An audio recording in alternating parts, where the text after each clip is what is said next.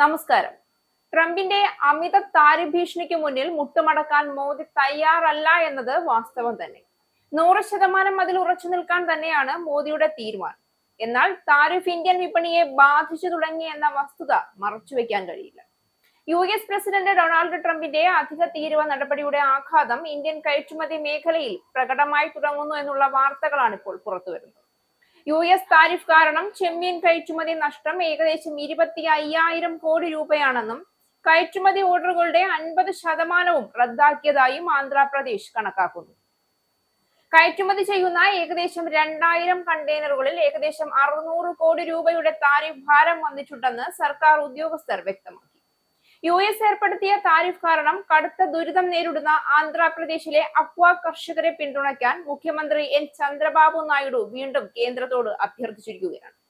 Trump നേരത്തെ പ്രഖ്യാപിച്ച 25% പുറമെ 25% അധിക താരിഫുകളും 5.76% countervailing duty, 3.96% anti dumping duty എന്നിവയും പ്രഖ്യാപിച്ചതിനു ശേഷം US താരിഫ് 59.72%. GSTയിൽ ഇളവ് വരുത്തണമെന്നും സംസ്ഥാനത്തെ അക്വ കർഷകർക്ക് സാമ്പത്തിക പാക്കേജുകൾ നൽകണമെന്നും നായിഡു കേന്ദ്രത്തോട് അഭ്യർത്ഥിച്ചിട്ടുണ്ട്. അക്വ കർഷകരെ നഷ്ടത്തിൽ നിന്ന് സംരക്ഷിക്കുന്നതിന് ദേശീയ തലത്തിൽ തീരുമാനങ്ങൾ എടുക്കണമെന്ന് അദ്ദേഹം കേന്ദ്ര സർക്കാരിനോട് ആവശ്യപ്പെട്ടു. അക്വ ഉൽപ്പന്നങ്ങളുടെ ആഭ്യന്തര ഉപഭോഗം വർദ്ധിപ്പിക്കുന്നതിനുള്ള നടപടികളും മുഖ്യമന്ത്രി അഭ്യർത്ഥിച്ചു.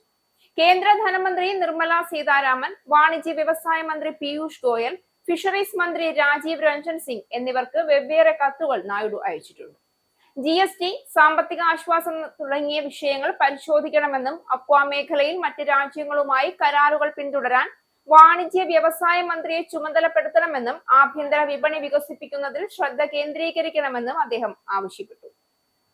ആന്ധ്രാപ്രദേശിലെ അക്വ കർഷകരും ഈ മേഖലയെ ആശ്രയിക്കുന്ന കുടുംബങ്ങളും ബുദ്ധിമുട്ടുകൾ നേരിടുന്നുണ്ട് എന്ന് മുഖ്യമന്ത്രി ചൂണ്ടിക്കാട്ടി.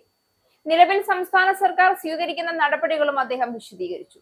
രാജ്യത്തെ ചെമ്മീൻ കയറ്റുമതിയുടെ 80%, സമുദ്രോൽപ്പന്ന കയറ്റുമതിയുടെ 34% ആന്ധ്രാപ്രദേശിൽ നിന്നാണ്.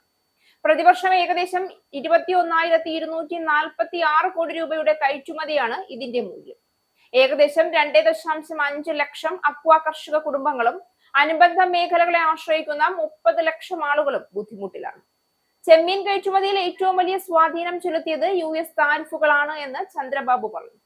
അതേസമയം സംസ്ഥാന സർക്കാർ ഇതിനകം തന്നെ ആശ്വാസ നടപടികൾ ആരംഭിച്ചിട്ടുണ്ട് എന്ന് മുഖ്യമന്ത്രി അവകാശപ്പെട്ടു.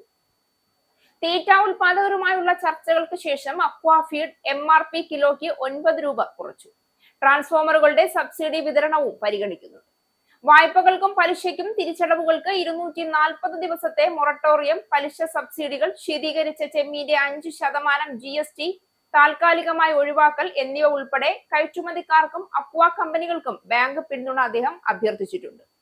കൂടാതെ US-ന് പുറത്തുള്ള കയറ്റുമതി വിപണികളെ വൈവിധ്യവൽക്കരിക്കുന്നതിൽ ശ്രദ്ധ കേന്ദ്രീകരിക്കണമെന്ന് അദ്ദേഹം കേന്ദ്രത്തോട് ആവശ്യപ്പെട്ടു.